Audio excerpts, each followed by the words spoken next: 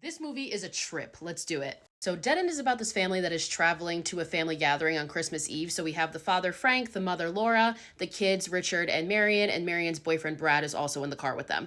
So, Frank decides that this usual route that they take every year is getting boring. So, he's going to take a shortcut. He's going to try something new.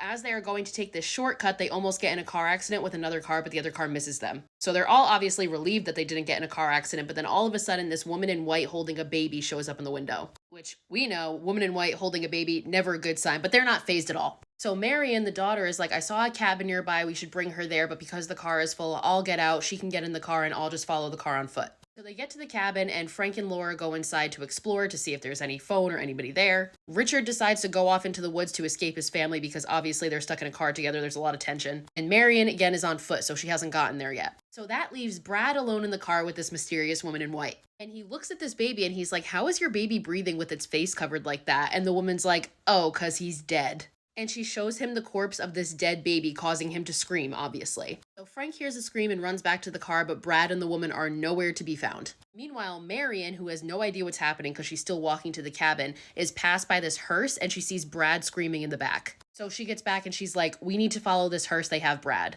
But as they go to do so, they find Brad's body mutilated in the middle of the road.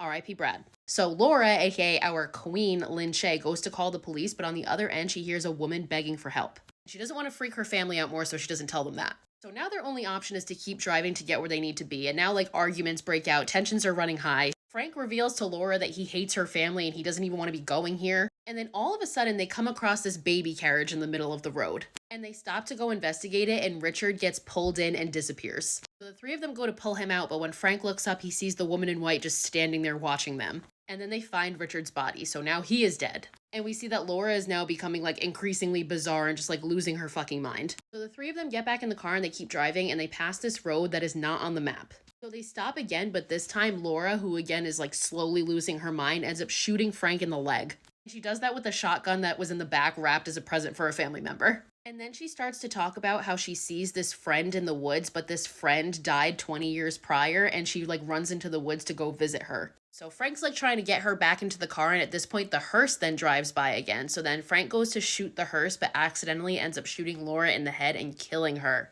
So now it's just Frank and Marion left, and they make another stop to take Laura's body to a nearby ranger station. And at this point we see that Frank writes a note that he's going to give to Marion. And that's when the woman in white appears yet again, this time attacking Frank. Frank manages to fight her off, but at this point he's the one who starts to lose his mind, and then he starts to beat Marion. He then looks up and yet again sees the woman in white, and he chases her into the woods where we see that he is killed by an unseen force. So Marion is now the only one left. The car is completely out of gas because they have just been driving on this road without being able to get to a destination. So her only option is to walk. And as she's walking, she sees these body bags in the middle of the road, and the body bags contain her dead family. And the woman in white appears again, this time to tell Marion that the hearse is not there for her, and then she gets into the hearse and it drives off. And then suddenly Marion wakes up in a hospital. And then this doctor, Dr. Marcotte, comes in to tell Marion that her and her baby are going to be fine. The road that they passed earlier on that wasn't on the map was called Marcotte.